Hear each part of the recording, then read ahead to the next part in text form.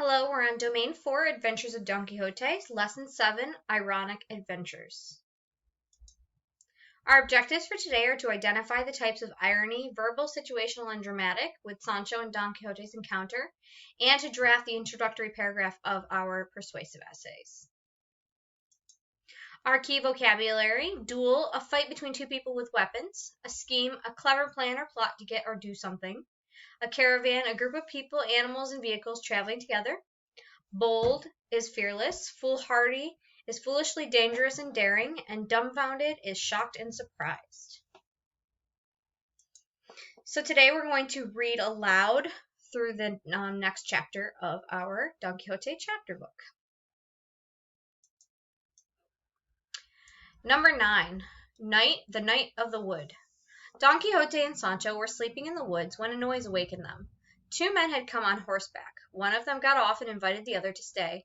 There was a good grass for the horses and peace and quiet for thought, he said. Don Quixote looked carefully. One of them was wearing armor. Sancho, my brother, adventure is before us, he said. The other knight heard voices and asked who was there. Don Quixote answered, and they got together. The two squires took off in another direction. The life of a squire is hard, and is indeed hard, isn't it? The new squire said. It wouldn't be so bad if we ate regularly, Sancho replied. The other one took food out of a saddlebag, and they shared it. Then they watched the stars for a while and fell asleep. Their masters were neither eating nor sleeping. The other knight, who called himself the Knight of the Wood, said to Don Quixote, "The proudest moment of my life came when I defeated the famous knight Don Quixote de la Mancha. I made him confess that my lady Calcadea is more beautiful than his Dulcinea." "I don't doubt that you have defeated the bravest knights in all of Spain, but not Don Quixote de la Mancha," the self-same said. "Maybe someone who looked like him, but not him." "Oh, no, I can prove it to you. He's tall, thin, and has a pointy nose, a big fallen mustache, and grayish hair," the other knight boasted. "His squire is a farmer by the name of Sancho Panza. His horse is named Rocinante, and the lady of his dreams is Dulcinea de Toboso." "It is absolutely false that you have defeated Don Quixote de la Mancha. I am Don Quixote de la Mancha, and you have never defeated me. I'll prove it to you with the strength of my arms." "So will I, as soon as day breaks," his opponent said confidently. Sancho was speechless when he heard the news. A duel? He feared for his master. The other squire suggested they, too, fight while their masters fought. That was the custom in his homeland, he said.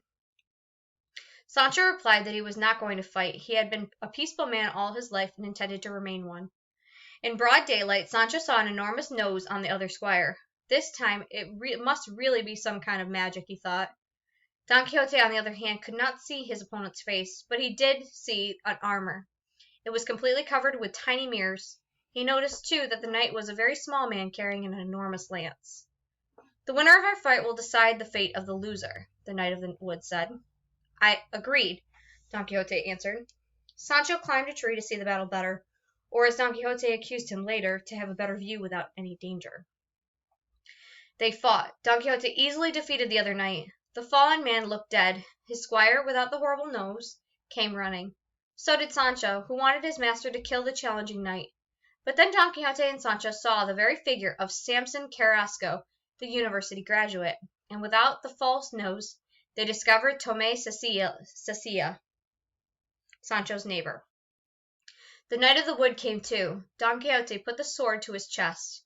He made his opponent confess that Dulcinea was far superior and more beautiful than his Calcadea. That the two men looked so familiar puzzled him a bit, but he concluded that they were not the men they seemed to be.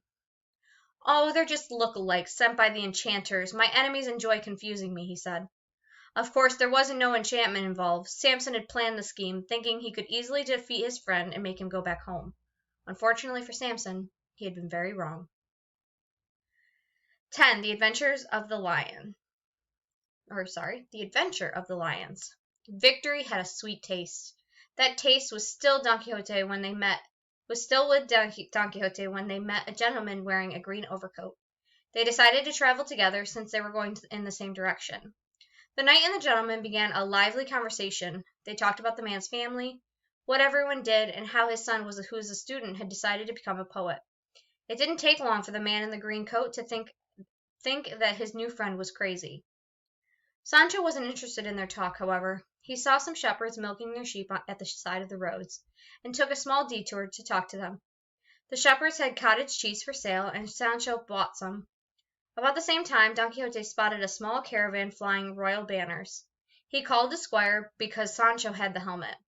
Sancho didn't have the time to eat the cottage cheese. Since he didn't know what to do with it, he stuffed it in his master's helmet. Don Quixote put the helmet on. Then the whey from the cottage cheese started to drip. Somewhat frightened, he asked Sancho for a cloth to clean himself with. Then he took the helmet off and smelled it. "You traitor and bad friend, this is one of your dirty tricks," he yelled at Sancho. "You put cottage cheese in my helmet, and I thought there was something seriously wrong with me."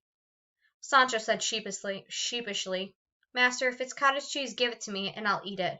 But believe me, master, I don't know how that got in there. I think that some wizard must be after me, too, for being your squire." And as usual, Don Quixote blamed his enemies. "Everything is possible, Sancho," he said. Their traveling companion could not believe what he had just seen or heard until he saw what came next. The ox cart with royal banners was at their side now. With it came a cart driver and another man. Don Quixote planted himself in the middle of the road, blocking their way. "Where to, brothers? What are you carrying in that ox cart? What do those banners mean?" he asked the men. "The cart is mine," the driver answered. "I'm transporting 2 brave lions to the court. They are a gift to the king. The banners mean that the cargo is his majesty's property."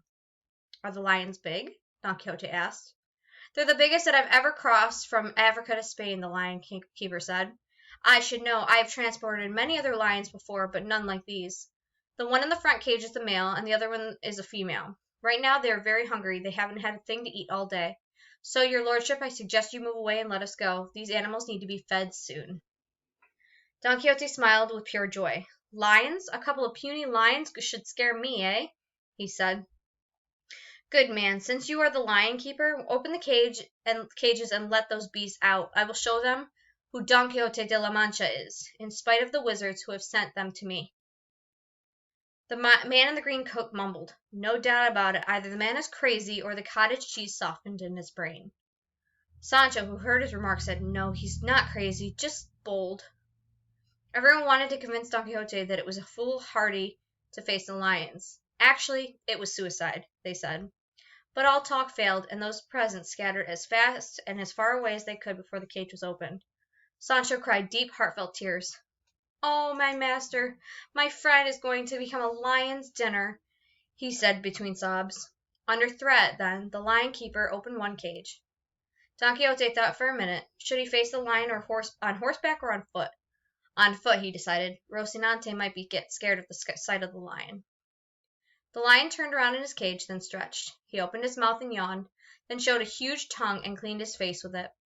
Next, he stuck his face out of the cage and looked around, his eyes like burning coals. Don Quixote stared at him. He wished with all his heart that the beast would jump on him so he could strangle it with his bare hands. The lion, on the other hand, wasn't interested. He turned around, showed his back to the knight, and sat down in his cage. Don Quixote was furious. He wanted the lion keeper to make the lion mad. The lion keeper said he would not. "No, your lordship, the lion had the cage open and didn't feel like coming out. You have proved beyond all doubt that you are a brave and courageous man. The lion didn't want to fight. The shame is on him." Don Quixote was satisfied with this reasoning and called all the others.